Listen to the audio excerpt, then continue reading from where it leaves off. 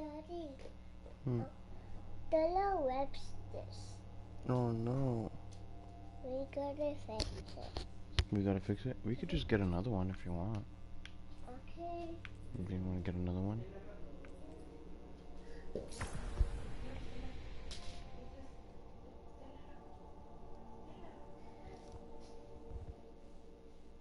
It was just, I remember just holding Watts's hand. Right here, because I found memories I had about the day one raiding I'd done with my friends. Just being faced with a colossal challenge and It starts in 30 minutes. there's this just one nothing not quite like it. dirty. It's not dirty?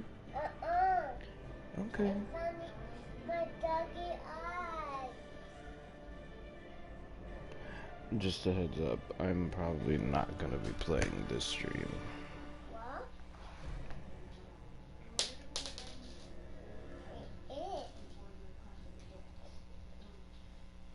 I mean, unless I can squeeze in a magic gambit or something.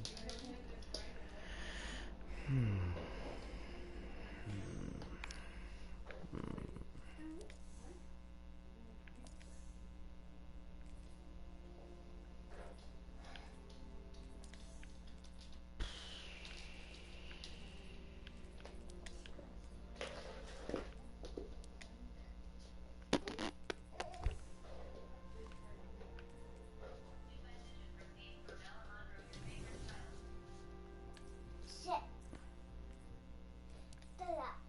Sit.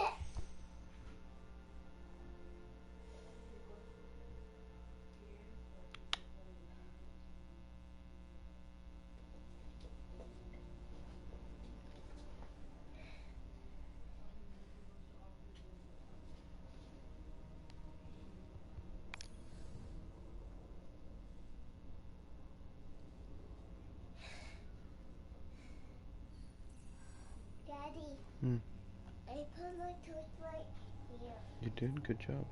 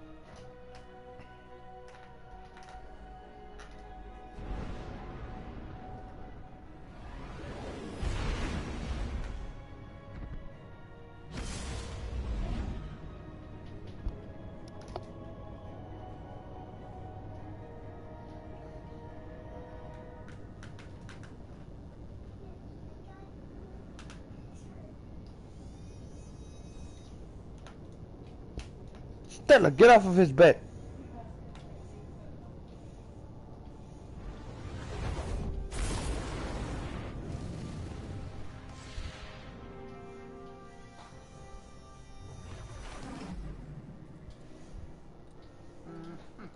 You know, the thing about Bungie rumors for me, my friends, because Bungie games are about friends. It's four friends sitting in a room, everybody with their own Xbox, everybody with their own.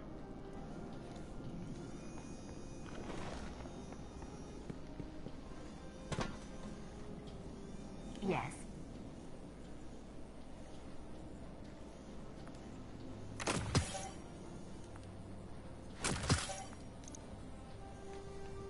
All done. Goodbye.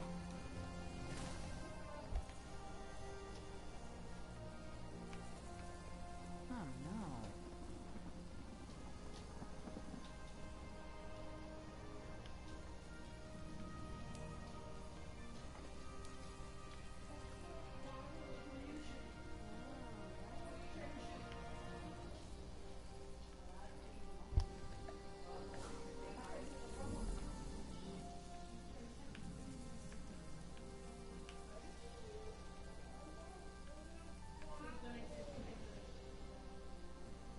That's impossible.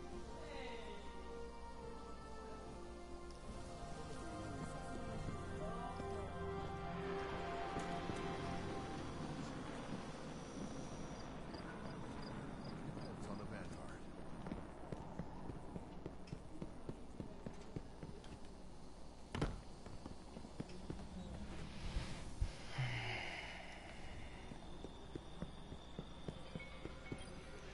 Sure. So who won?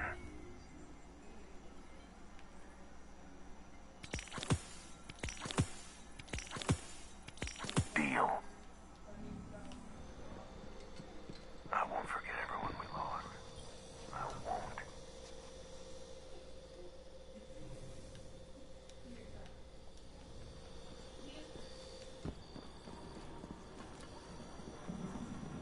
The universe is getting late.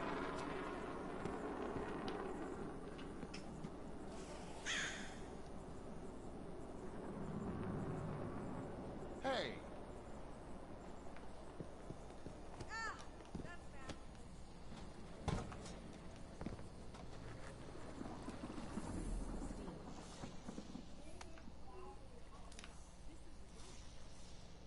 That's not good.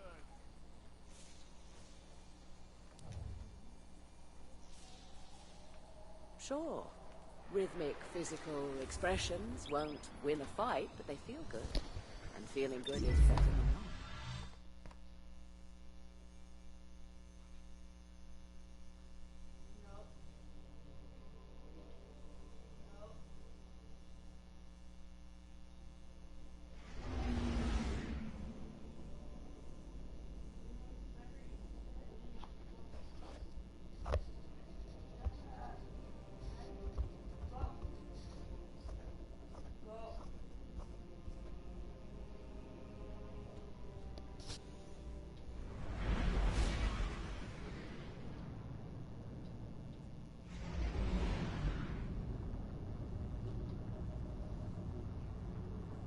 With their own TV and everybody yelling at.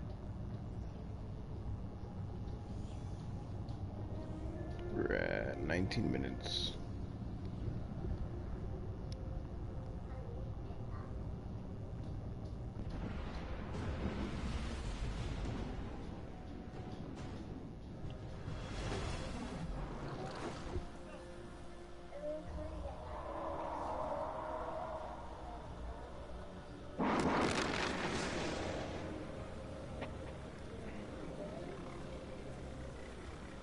I can't believe Sloane's gone. Nothing. Never gonna get to finish that talk, I are just we? moved to the States, and the very first friend that I made here was a guardian that I found in the Thousand Room. And that guardian has been my best friend and brother for 5 years now, and that was only the beginning of a very special relationship with Destiny for me. Some of the most beautiful moments For my the first life time have in been a long driven time, and shared by the Destiny community, including coming I'm not out sure what the future holds for and us. watching hundreds of people that I didn't even know just come together to show love and support and solidarity. In that moment, I knew that I had found a home away from home, and this game and this community constantly reminds me that we're not guardians just in name. We truly are bearers of light.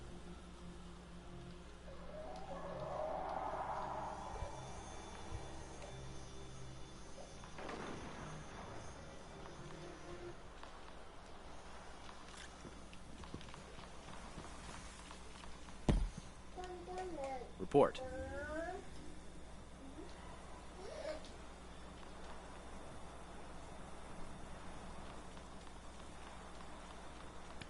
Right.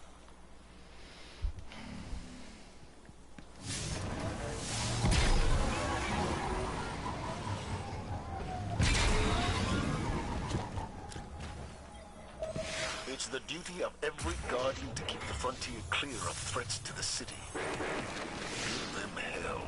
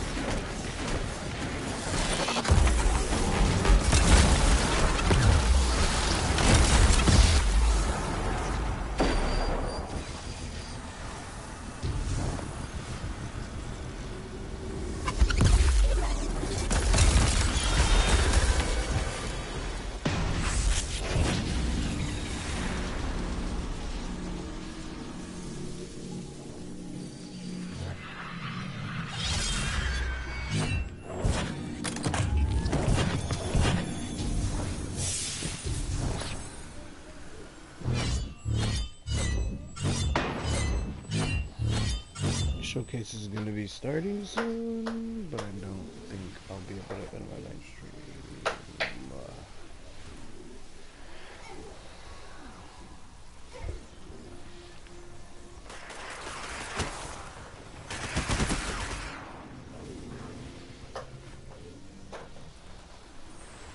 Keep forgetting to use my control. Like the worst possible, you know, like a month time and so it's like in fourth grade or something, but some people get that and stuff and they're powerful. Like I learned that controlled path. Like power, it's really an experience that when people come into it, they, you know, they leave with a smile on their face and more connected to the people around them. Yeah, I've been doing that forever. It's kind of crazy.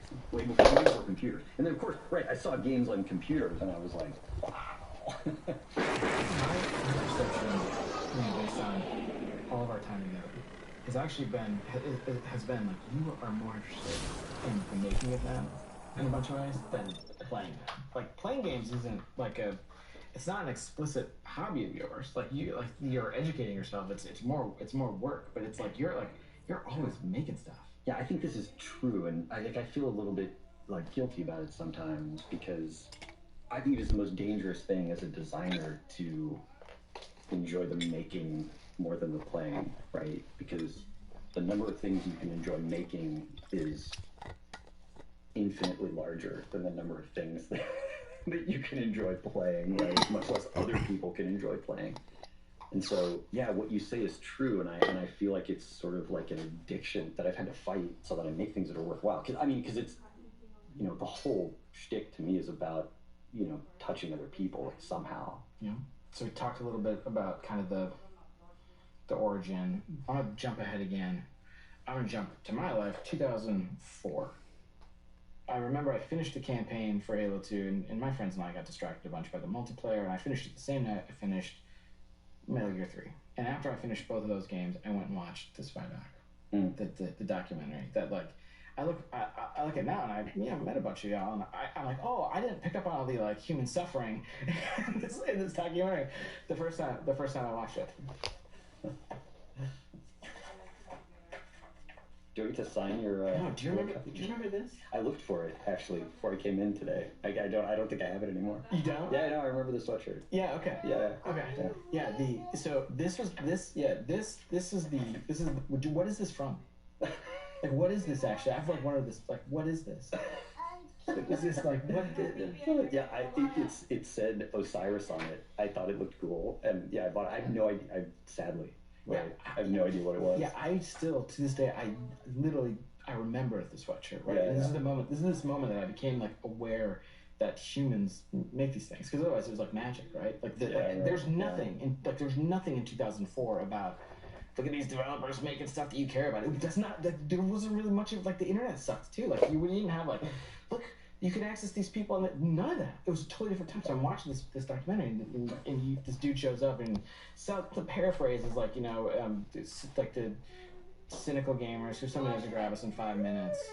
You know, we're gonna turn it off. And it was like, I was like, oh my god, I was spoke to, and I had I'm like an English degree, and like, I can't make games, I couldn't write any couldn't write code or anything. I just remember feeling as like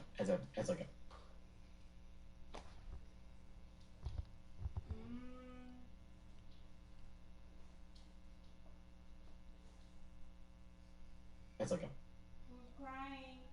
changed. Like, the way you think about building teams has changed. The way like in the however many years I've been at Bungie now, the way the company approaches building teams have changed. So all the way back to Halo 2, like building the team for Halo 1 and Halo 2. Yeah, I mean, I think if like past Jason was here, he would disagree with a lot of stuff.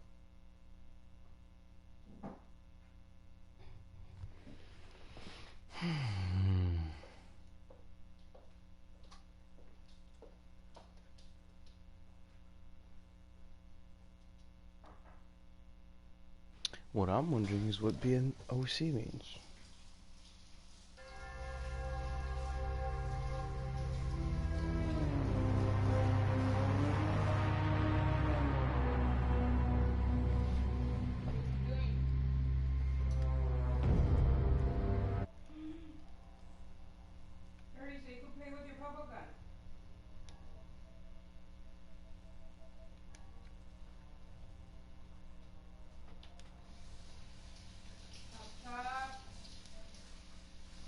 Alright, damn.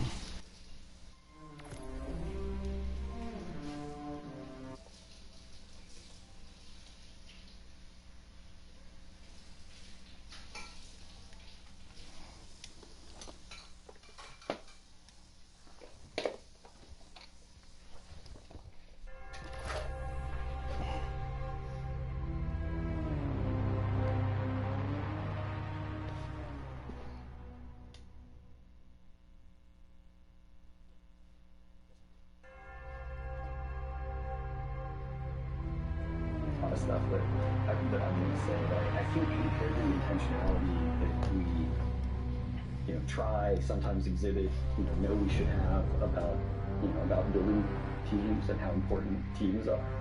Back then, it was almost just this, snowball that was rolling downhill of people who, liked our games and came to the company, and then, the snowball rolled a little faster, and it was just a bunch of people trying to do their best, trying to recreate the feelings that they had, when they played games, and you can get pretty far on passion and talent, but it sometimes makes things really hard when you're not being thoughtful about the organization of the team, the design of the product relative to the resources and time you have. And yeah, it made Halo 2 super challenging for a bunch of reasons, but yeah, I don't know. I guess that's something. Yeah, and past Jason would tell me, like, you're an idiot, we were thinking about all that stuff, you just had to learn. But like, when I look back, like, he wasn't thinking about that stuff. You know? What was he thinking about? I mean, he was just thinking about the game, but I don't know, I always think, I mean, I think my past self is like not really that sharp, because I mean, every year we've learned so much, I feel. And so I look back and I think that, you know, that guy must be an idiot. Because look at all the stuff I learned just this year on Halo 1. Like, I didn't know anything.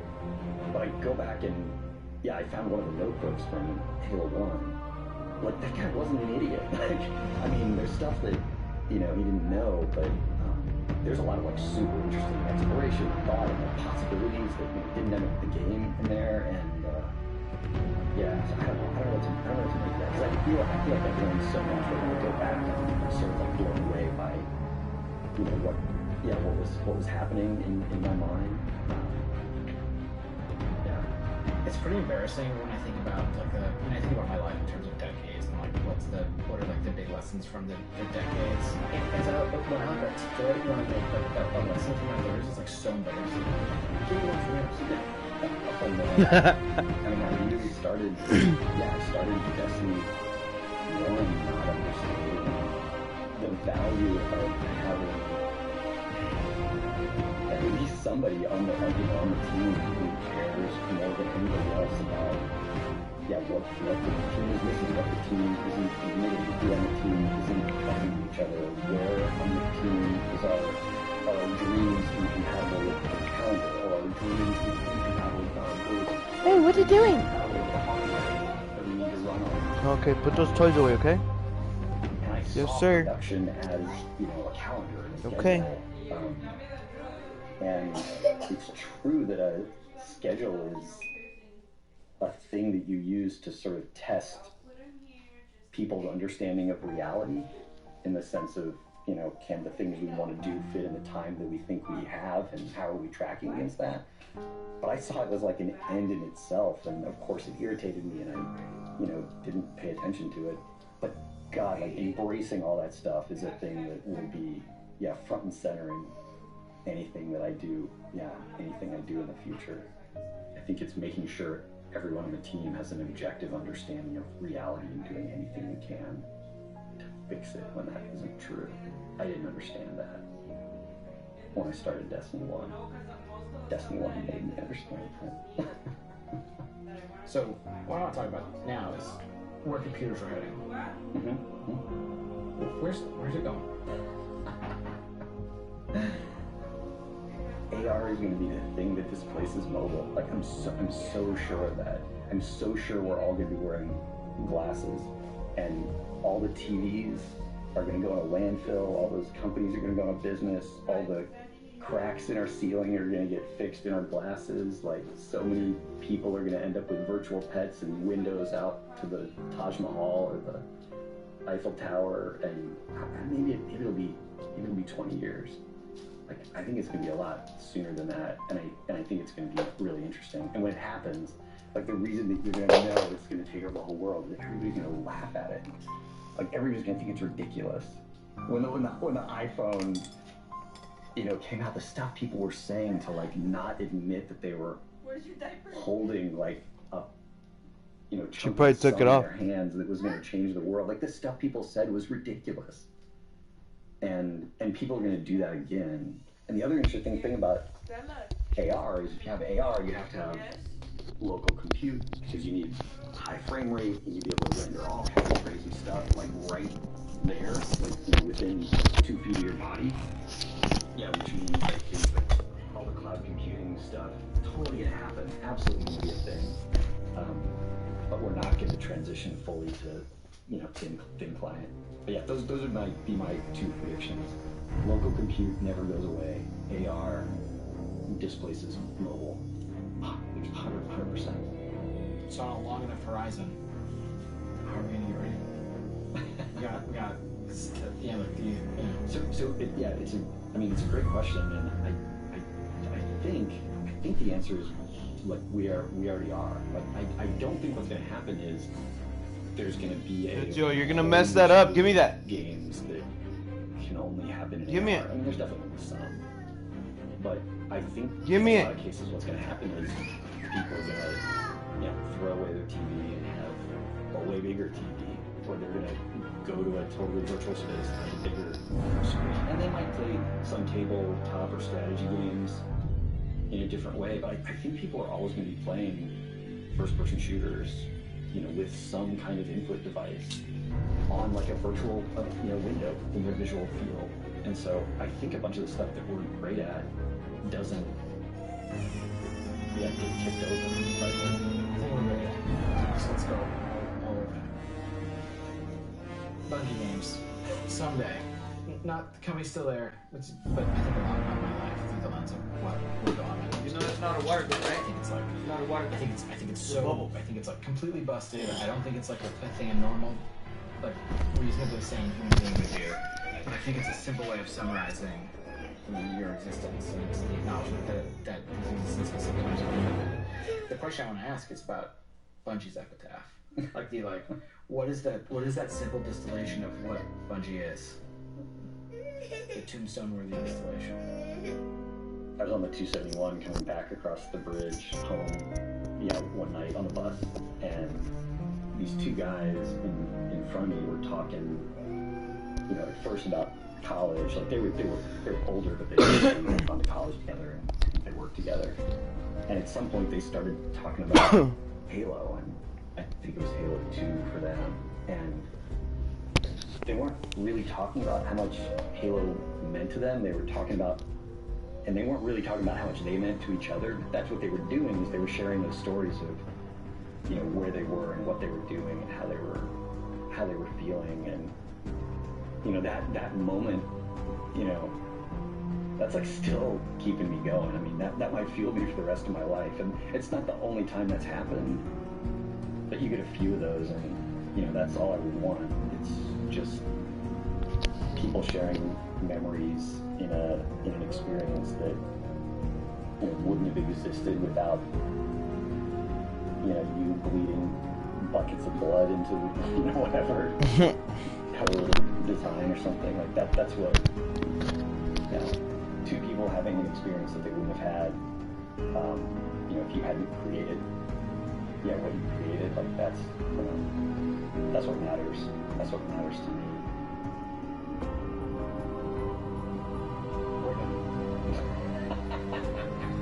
There's about a minute left. Looks like it.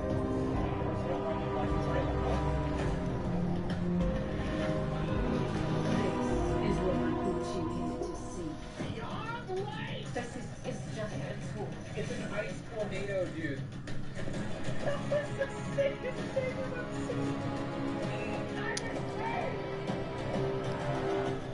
freaking Aldrin!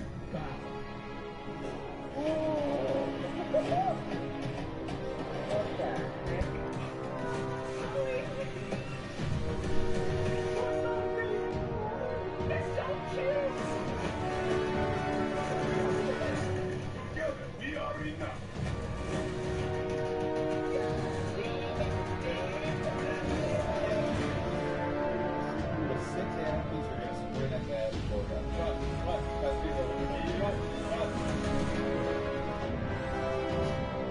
Ten, 9, 8, 7, 6, 5, 4, 3, 2.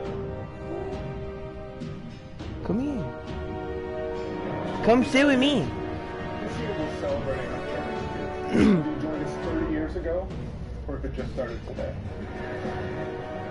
This game is in our blood. The Destiny team is full of Destiny fans. Folks who came here because Destiny was their favorite hobby. Folks who log out from work in the evening and log in to play with their friends. The team we have today is committed to relentlessly upgrading this game that we all love.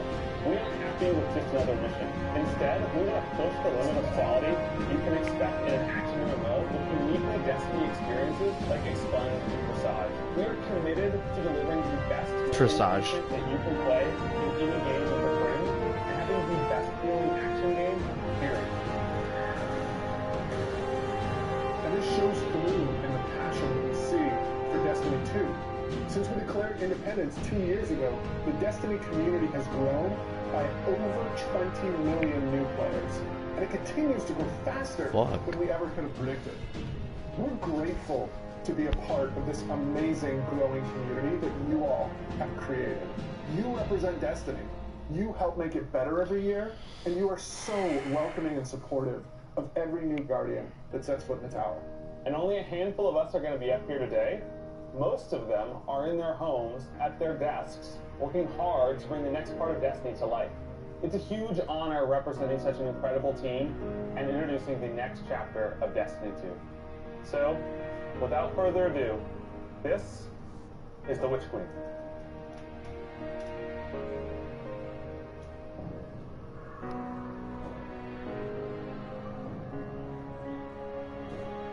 They're not feeding their adopted child.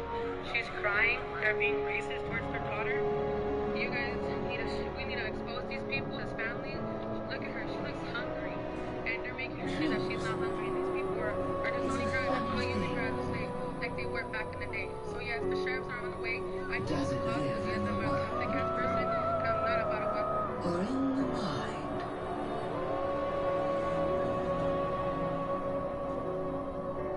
Is it constant? They're very brutal. Or can it be banned?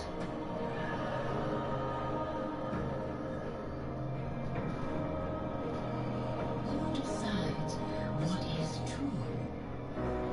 In this universe of light and dark,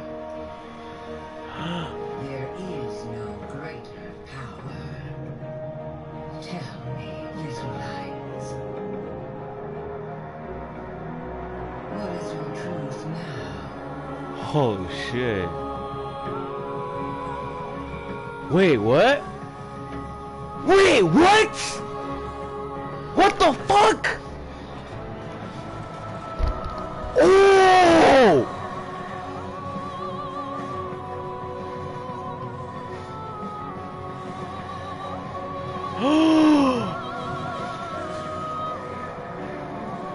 Holy shit! What the fuck?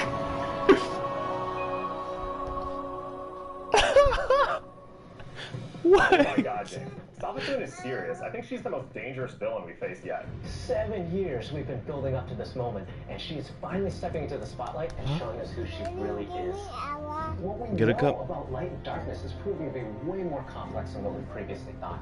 There are so many lies, get a bottle. truths, and revelations that we're going to get to in The Witch Queen and the year leading up to it. I mean, we're paying off these narrative threads that go all the way back to Destiny's origins. And we're Go supporting get one. the best content that Destiny They're over there. Definitely, and we got a lot of awesome content to show today. Let's start with the most mysterious Destiny. Sabbath's own world.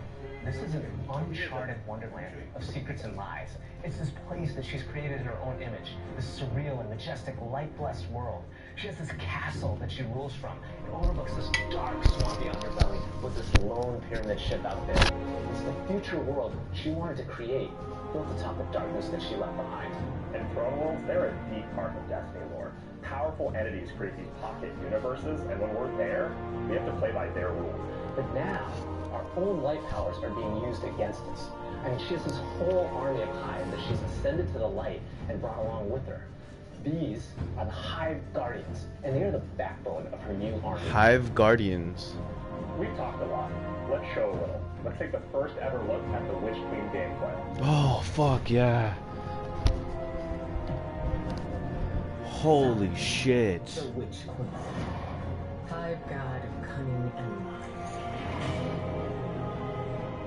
After the death of her brother Oryx, Salvatore went into hiding. Not out of fear, of course, of strategy.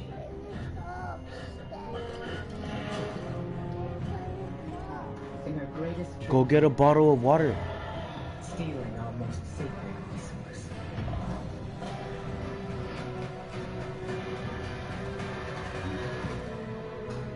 The one thing we thought. It's a bottle over there. Go get your bottle.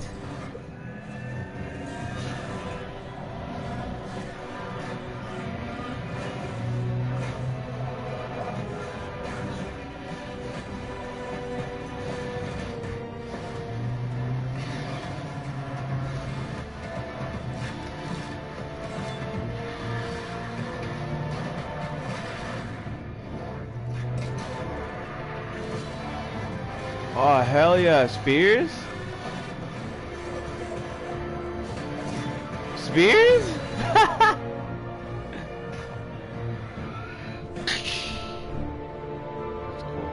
Fuck yeah. I cannot wait just to reach out and just crush a hive ghost in my hand. Yeah, I mean, we've been defined by the light for so long. This is uncharted territory for us. I mean, we're in strange new places. Like, the throne world is haunting, but it's gorgeous. It's beautiful. There's a lot to love. There's a few things we saw on the trail that we haven't talked about yet. Savathun and her lucid brood. This is the biggest threat Guardians have faced yet, so we need to find new weapons to match their power. The glaive. I love this thing. It's brutal and elegant. It's this new energy weapon with melee abilities, mid-range projectiles, and defensive capabilities. It's our first ever first-person melee weapon, and it is such an awesome tool for the battlefield. What's up, Gabriel? It's Isanti, the Cobra 1862 from PS4. Just jump in and unleash these brutal melee combos and transition right to an energy blast. It's really powerful and has a lot of utility. So, we've told you about what the glaive can do. Now let's talk about how you're going to get your hands on one. These weapons don't come out of chests at the end of missions, and you're not going to find one roaming around the throne world. Okay. Your first glaive is not going to be found. It's going to be built. Weapon crafting is coming to Destiny 2. What? Now, chasing weapons has been an integral part of the Are you fucking kidding me? And over the years, we've added more deterministic paths to get the roles we want undone. Think things like umbral engrams and the raid chest. Weapon crafting unlocks the freedom to choose all that and more. It gives us ultimate control over the guns. Now, this is a combat-focused crafting and progression system. That means the more you use these weapons, the more objectives you complete with them, the more you'll level them up, and the more powerful they grow over time. And at launch, here's the awesome thing. You'll be able to craft all throne world weapons, new raid weapons, and the seasonal weapons. There's just a ton of stuff to do in this system. And the Witch Queen is just the beginning of weapon crafting. We have plans to add more craftable weapons, both legacy and new, throughout the year. We've seen and we've talked about a lot of really cool features, but let's get right into the meat of it. Let's talk about the Witch Queen campaign. I love campaigns. They've always been a cornerstone of the Destiny experience. They're rich, deep stories interwoven with big combat sequences and memorable characters. They take us to remote worlds in an ever-changing universe. And so we're putting extra care into the campaign for the Witch Queen. We want you to feel those goosebumps when you step onto the throne world for the first time and come face to face with Hive Guardians. And every one of the missions has its own unique fantasy. Like, what does it feel like to storm a castle or just go straight into the depths of hell? If you like games with standalone campaigns like Doom, Titanfall 2, God of War, and Halo, then the Witch Queen is for you. So, in addition to our classic normal mode, Legendary is our tougher, aspirational version of the campaign, where the enemies hit harder and respawning is heavily restricted. So every battle is a gut punch, every boss is a worthy adversary. It's gonna hurt. You might tap out, but if you persist and you get to the end, your time will be well rewarded. Whether you want to play solo or with a fire team, the difficulty will scale based on how many people you bring. Before we go, one last trip down memory lane. I remember camping out in the Critter for Destiny 1 because I just had to have the ghost. To me, it was like the symbol of Destiny. And if you care about that stuff like me, you're going to want to get your hands on the collector's edition because you're going to get a Hive buddy to go up on the shelf with it.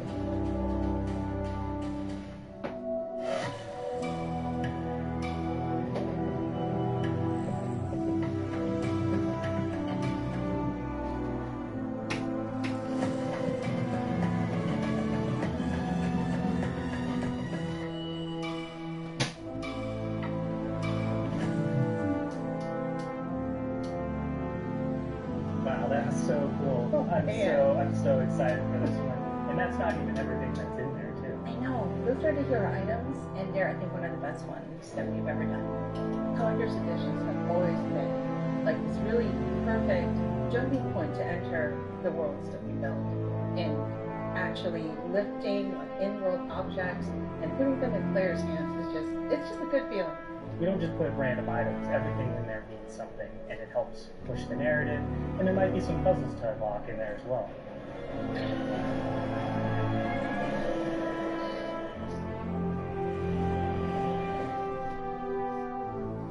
So at this point, you can see Savathun has been one of our greatest threats, operating behind the scenes for years. You may have heard of her brother, the Taken King, but Savathun is the most dangerous being we've ever faced. She's cunning, elusive, she works in the shadows, so, in a way, Savathun is new to all of us. Exactly, and now it's time to finally see this legend reveal herself and change the Destiny universe forever.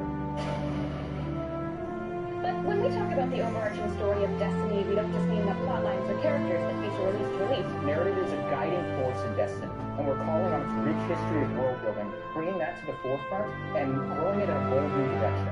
So when you join the game today, you'll experience an immediate call to action alongside millions of your fellow Guardians.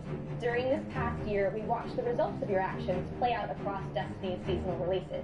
You've redeemed old foes, brought former enemies to the bargaining table, learned that there's always more than one side to every story, and built alliances no one ever thought possible. And on the largest scale, you'll experience a vast, living, interconnected world of stories that's striving to a greater end.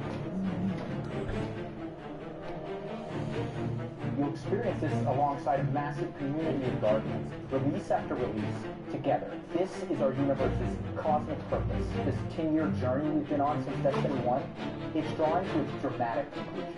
The Light and Darkness saga will end. But make no mistake, Destiny 2 will not. We're building not so much to an ending, but more to this transformative moment for Destiny 2's future. Last year, we announced the Witch Queen and the following expansion, Lightfall. And now we're excited to announce the release after Lightfall, the final chapter in the Light and Darkness saga, Destiny 2, the final shape. It's going to be one wild, continuous ride. Yes, and that ride starts with Season of the Lost. Not only is it the prologue to the Witch Queen, it's your first opportunity to interact with Savathun. But rather than spoil it for you, why don't we take a look?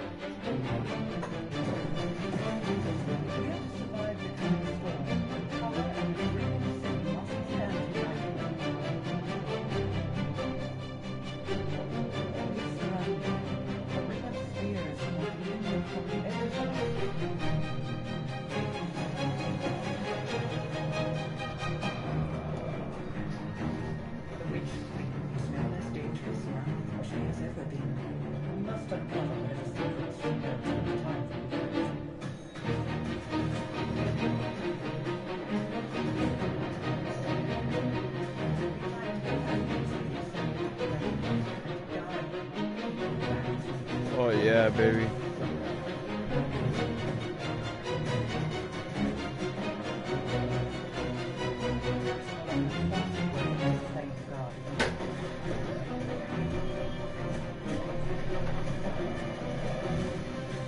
Aegis Scepter. Oh, fuck.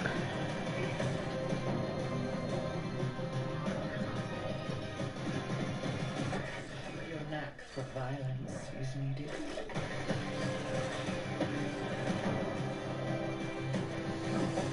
Cosplay, baby.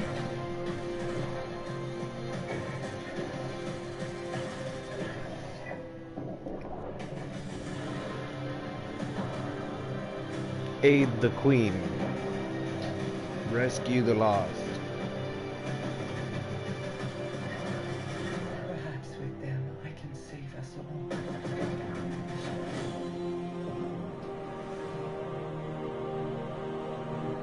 Today, baby.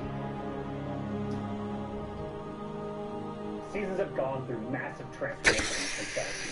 We're dedicated to creating an evolving, interconnected world that puts your Guardian at the center of the action. We're reaching the end of one Fuck journey yeah, dude. and the beginning of another. The days of Destiny's biggest story moments happening in lore pages is long gone. I mean, Mara's return has been hinted at forever, and now it's happening in a season. One of the changes I'm most excited about are the updates to the light subclasses every season in Year 5 of Destiny 2, providing aspects and fragments similar to Stasis. We'll be starting with the Void subclass update that goes live alongside the Witch Queen. But the Witch Queen is only the beginning of what's to come, and Season of the Lost is the prologue to that story. It starts off with Marasoft's return to the Dreaming City, and with her return, all the awoken technology comes alive.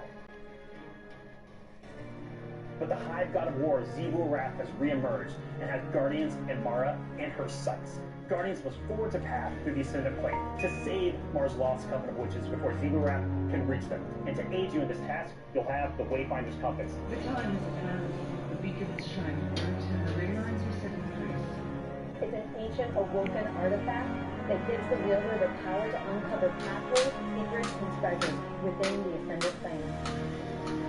There's a plethora of new weapons coming, including a suite of legendary stasis guns that stop your enemies cold. The armor makes you feel like you're a member of Queen Mara's court. And no season is complete without new exotics, and Season of the Lost features one once intended for all. Let's take a look at thoughts on Trials. So Trials of Osiris is the in-game aspirational PvP activity and more popular than ever. Two of the biggest asks from our community have been adding anti-cheat and adding matchmaking. And Season of the Lost, we're doing both. We've partnered with BattleEye to soft launch the anti-cheat software when Trials goes live on September 10th. Also, you'll be able to matchmake with groups of players to form fire teams or solo queue by yourself. And we do it how rewards are distributed. Give all players the opportunity Fucking finally. to pick the best God weapons damn and it. tools in the game. That's right. Ah! Winning matches as a primary way to earn loot, and instead, winning individual rounds and completing matches will allow you to earn some rewards. But going Okay. flawless hasn't changed. So if you want to flex those PvP skills, the Flawless Chest will still be the only place to earn adept Trials weapons and unique cosmetics. Alright, so the next chapter of Destiny begins right after the stream with Season of the Lost. Return to the Dreaming City of Marasoft and learn the mystic art of Wayfinding. I'm so excited crossplay is going live today. And today is your first opportunity to jump into Destiny with friends on any My baby platform Mara's back. all over the world, playing together.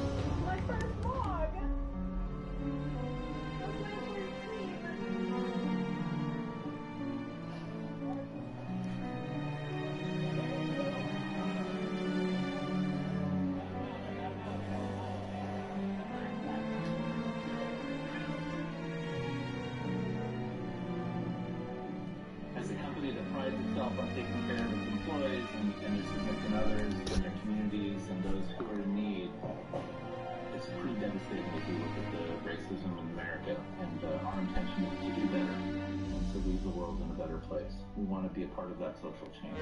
Fuck racism. We don't just stop at the end, but we really utilize. He said fuck racism on live stream.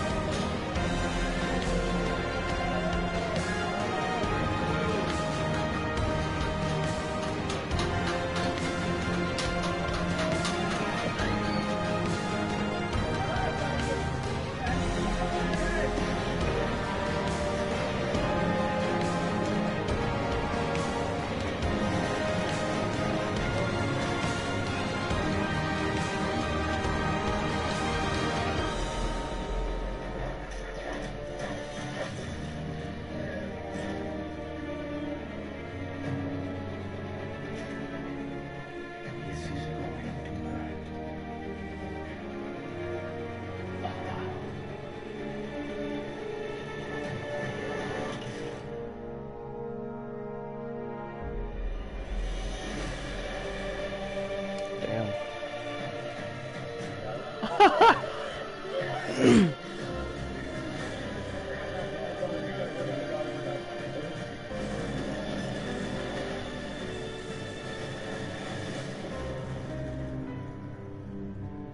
is great.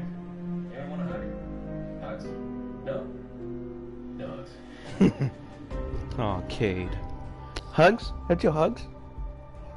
Come here. Hugs? How do you follow that? Wow. 30 years. And I remember when Halo first launched, and Hugs? my friends and I Oh, completed the entire campaign in a single epic play session, and as the credits rolled, I knew that Bungie had transformed Top Gaming forever, and that I would be a lifelong fan. Yeah, it changed how we played games too. I remember getting in with friends or Halo Weekend Marathon. We had so much fun. Lift this And up. 30 years of Bungie games is something special, something we're celebrating together. So we're gonna You have can a use party it, this but I don't want you to use it without bubbles. You need to use it with bubbles. 30th anniversary celebration in Destiny 2. You feel it, Daddy. The 30th I anniversary feel it. celebration will offer a new 6-player matchmade activity, secrets to unravel, and rewards that commemorate our long and storied history together. And that's just the beginning. In addition to the free event, players can also purchase the Bungie 30th Anniversary Pack that includes a new treasure-themed 3-player dungeon set on the Cosmodrome within the fabled Escape Room. Players will plunder its depths to discover an exciting new Thorm-inspired armor set and fan-favorite Destiny 1 weapons like Eyes of Luna and Thousand Year Stand. Oh, hell yeah. And the Claymore sword from Myth. Oh, what? A range of awesome Bungie-themed armor ornaments and cosmetics to collect, including ornament sets inspired by the Bungie 30th Anniversary Celebration and Marathon. But the dungeon holds one more secret. The crown jewel of its weaponry is a Destiny 1 classic. Gallahorn is making its long-awaited debut in Destiny 2. Status to the next level. Galley has been carefully updated. Galley's coming back. So, this December, join your friends and collect exclusive rewards. Fuck yeah, for the dude. Bungie 30th Anniversary Celebration. But the party isn't only happening in Destiny 2. We've partnered with Nerf Limited to create a functional, dart-firing Gallahorn. What the fuck? And that's not all. Here's a look at some of the incredible loot we've made over the years and a sneak peek of what's coming up.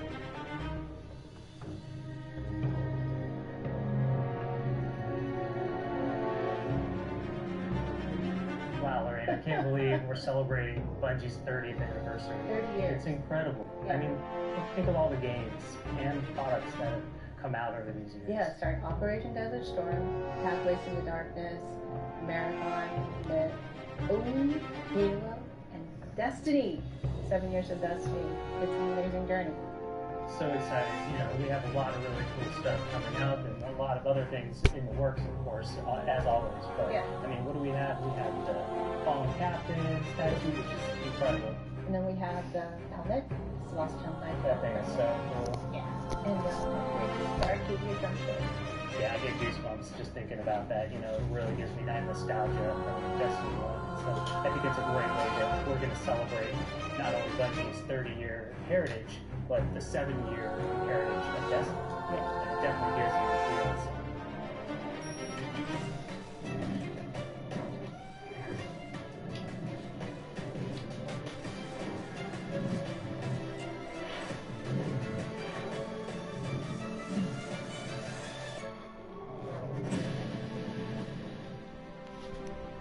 Thank you for being on this journey with us, whether it started this year or 30 years ago. We've just started talking about the Witch Queen today.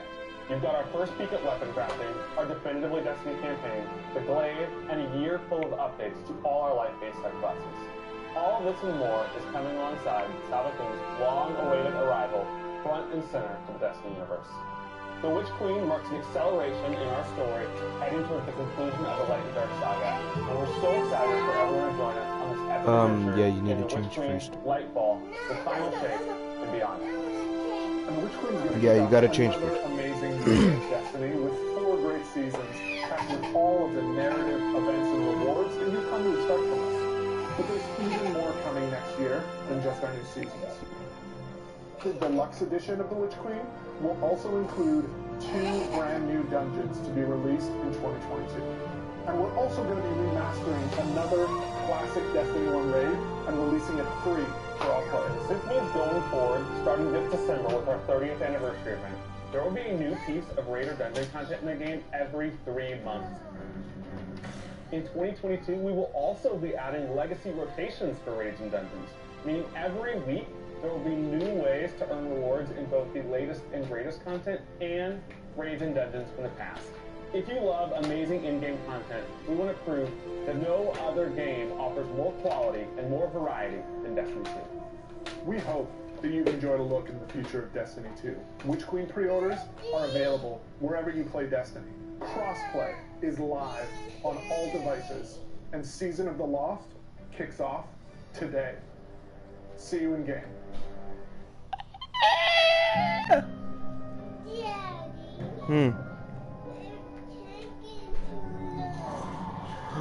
I'm taking too long for what?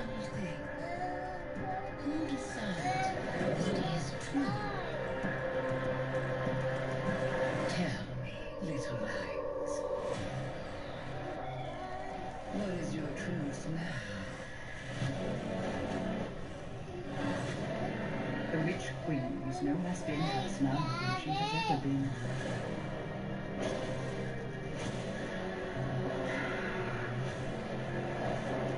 Prepare for what is inevitably to come.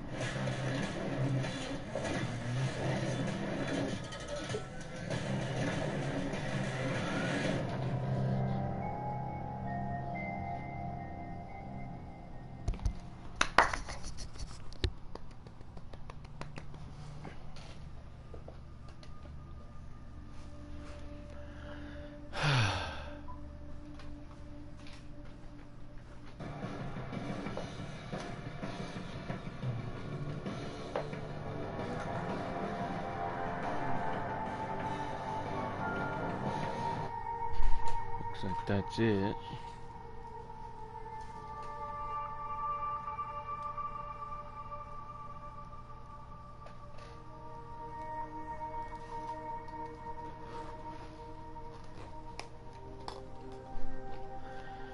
All right. Can I change your clothes? Okay. We're taking too long. I'm taking too long? Oh man. You take it too long too? Why? You take it too long. You're silly.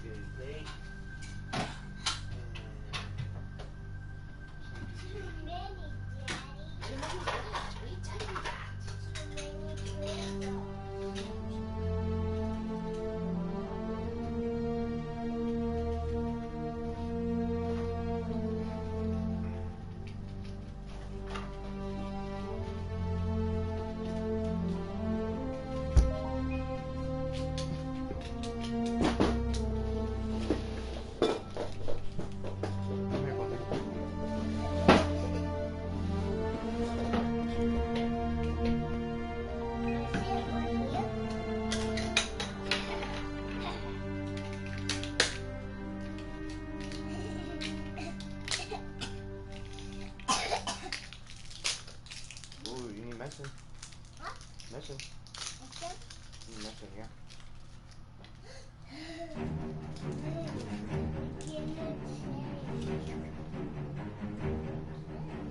Okay.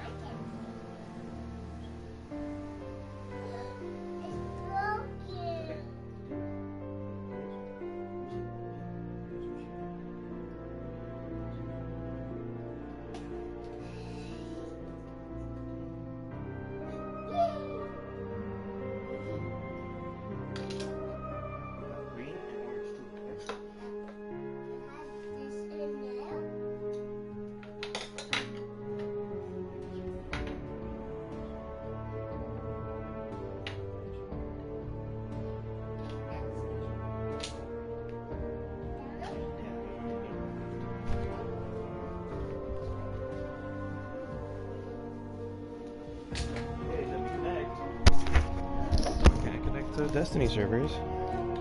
I'm probably gonna restart the stream.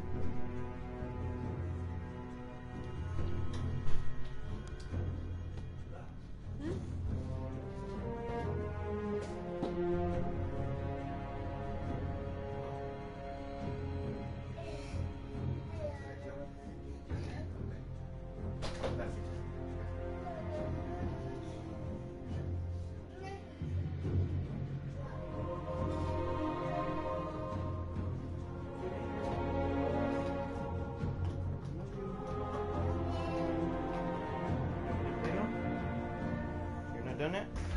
Okay, hurry up.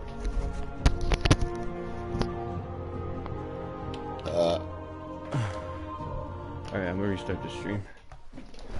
Oh shit. Whoa, whoa, whoa, whoa, whoa, whoa, whoa, whoa, whoa, whoa, whoa. I almost fell off my fucking chair.